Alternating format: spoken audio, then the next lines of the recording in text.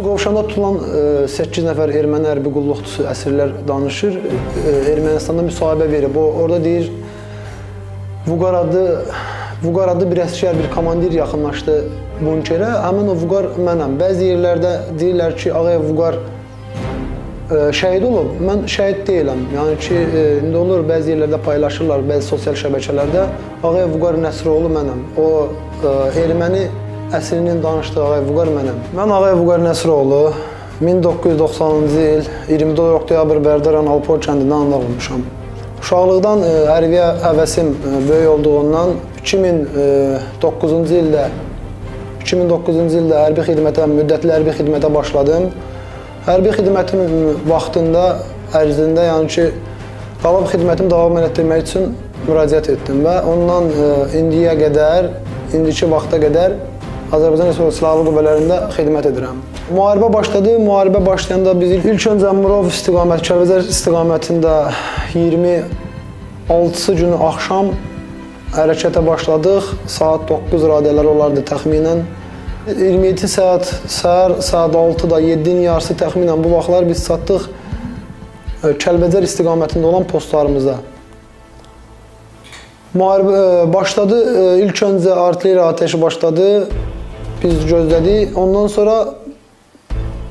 sonra minalanmış ərazidən keçid açıldı. Biz başladıq üzü Murov istiqamətində hərəkətə. Çünki bizim göstərişimiz Murov yüksəlində postların alınması idi.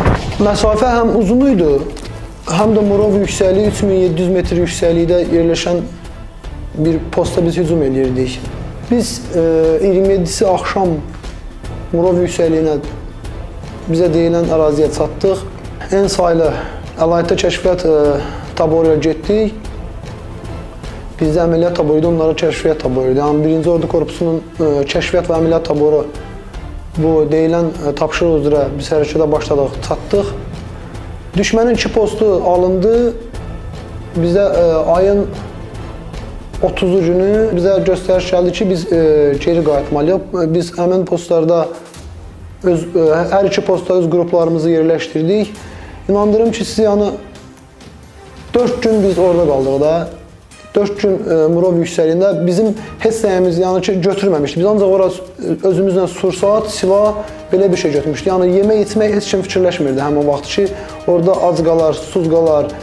Yəni 4 gün müddətində ot üstünə düşən şeyi vururduq dodağımıza ki, ən azından susuzluğumuz az da olsa geçsin. Biz uşaqlar hamısı Allah'a and içirdilər, deyirdilər, Allah'a yalvardılar ki, deyirdilər ki, ən azından 4-5 erməni öldürəndən sonra şəhid olsunlar. Çünki bizim yəni oraya getməyimiz, biz şəhidliyi göz alıb getmişdik. Yəni bu zirvə düzdür, hər adama qismət olmur. Allah Teala indi hər adama qismət eləmir o zirvəni.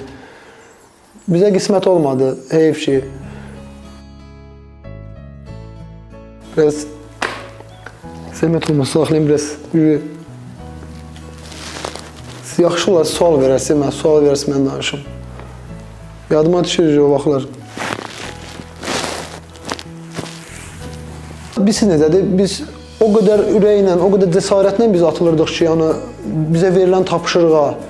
Bəzən elə olurdu ki, biz səngərə girirdik, erməni bilmirdi. Erməni bizi çox vaxt öz əsgərləri hesab edirdilər ki, biz onlara köməyə gəlmişik. Biz yaxınlaşandan sonra görürdük ki, onlar da bilirdilər, biz də bilirdik ki, biz düşmənin postuna girmişik və onlar bizi çox yaxına buraxırdılar. Biz o qədər ürəklə sərbəst girirdik ki, o postlara, onlar bilmirdilər. Suqovuşanda tutulan 8 nəfər erməni hərbi qulluqçusu əsirlər danışır.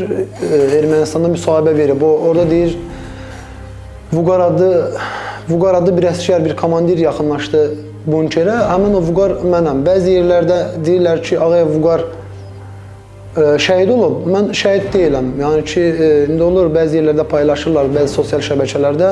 Ağayev Vüqar Nəsroğlu mənəm. Oktyabr ayının 22-si idi.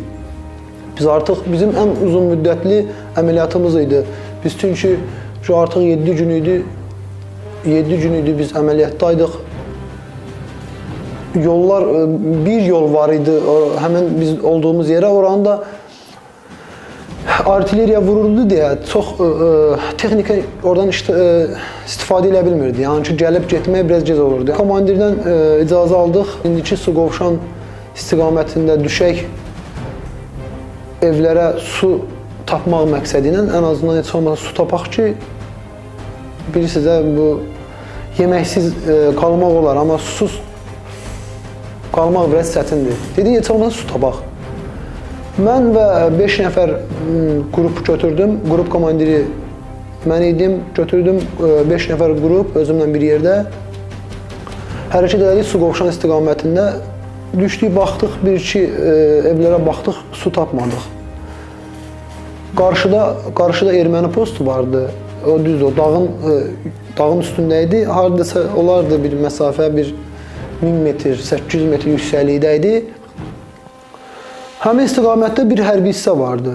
Mən dedim ki, gedək hərbi hissəyə. Özdə birinci, yəni belə bir hiss var məndə ki, nəsə ürəyimə gələndə 95% yəni həqiqət olur. Mən dedim ki, o hərbi hissədən biz nəsə tapacağıq, o hərbi hissədə nəsə bir qeyri-adi bir şey var. Nəsə məni özünə çəkir o. Hərəkət elədik həmin hərbi hissə istiqamətində. Girdik hərbi hissəyə, su tapmadıq. Biz artıq bir tabora girdik. Yeməkxanaya baxdıq, tabora girdik. Tabordan çıxanda döyüşçü yoldaşlarımdan biri dedi ki, indi kim yadımdadır, Məmmədli Elgün, düzdür, içimizin ən gənci o idi. O dedi ki, komandir, burada bunker var. Dedim, gözünü üzüm baxacam. Bunkerin qapısını açdığımda içəri çox qaranlıq idi. Mən içəri düşmək istəyəndə pilləkən ayağımı atdım, ikinci pilləkən içəndə aşağıdan rus dilində gördüm, belə bir səs gəldi, düşmə atacam. Mən yavaşca geriyə çıxdım, bunkerin qapısından geriyə çıxdım, dedim, aşağıda ermənilər var, bunkerdə ermənilər var. Belə dedim, hər öz deyilən mövqelərə getdi, rus dilində çağırdım, erməni, neçə nəfərsiniz, belə sual verdim, o tək-tək, yəni ki, deyim, avtomatik güllə atdı, çıxdı, döyüşdü, xeyr. Tək-tək təxminən 10-15 dənə güllə atdı. 10-15 dənə güllə atanda mən üstümdə əl qumbarası vardı. Mən qumbaranı çəkdim, atdım bunkerə.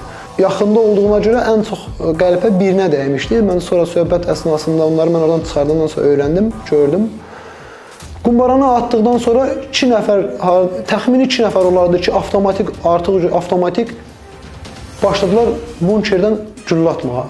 Avtomat vasitəsilə bizə tərəf. Mən yanımdakı Elgünə dedim ki, tək-tək, çox yox. Tək-tək 5-6 güllə at ki, yəni onlar bilsinlər ki, biz əsgərik, döyüşçüyük. Yəni bizim silahımız var. Atdıqdan sonra mən onlara çıxmasını, təslim olmasını təkrar elədim ki, çıxın təslim olun da. Onlar birinci soruşdum, neçə nəfərsiz? Dedi ki, bu sənlik deyil, sənin işinə qalmayıb, bura qırmızı xas gəlməlidir. Biz ancaq onlar gəldikdən sonra çıxacaq. Mən onlara dedim ki, yəni, bu mümkün deyil. Mən çağırmasam, bura heç kim gələsi deyil. Ondan sonra mən qumbara atdım, lakin bu səfər qumbaranı birinci səfər kimi bunkerə atmadım. Qumbaranı üstə atdım, koridora atdım ki, yəni onları qorxutmaq məqsədilə, çünki onlar bilsinlər ki, onların çıxış yolu yoxdur, başqa çıxış yolu yoxdur. Mən ona adını soruşdum, dedim, adın nədir? Uzun bir ad dedi, düzdür, ilk öncə mən onu başa düşmədim, onun adı nədir? Dedim ki, qısa adın nədirsə, qısa adı bu deyim mənə. O mənə adının Hayk olduğunu dedi. Dedi, bəs sənin adın nədir? Dedim, mənim adım Vüqardır. Gördüm, o çətinlik çəkir Vüqar adı demək. Ruslar adətən rus dilində Vüqara, Vüsala, Vova belə çağırırlar bu adlı insanları, Azərbaycanlıları. Ona görə mən dedim ki, dedim, mənə Vova deyə bilərsən. Dedim, neçə nəfərsiniz? Dedi, biz 8 nəfərik. Dedi, Vova, mənim səndən artıq dərəcədə bir xahişim var, bir şərəfli əsgər kimi. Dedim, eşidirəm. Dedi ki, bizi öldürəndən sonra bizim cəsədlərimizi Yerevana göndərərsiniz. Bizim ailəmiz bizi dəfn eləsin. Dedi, sənin də atan, anam var.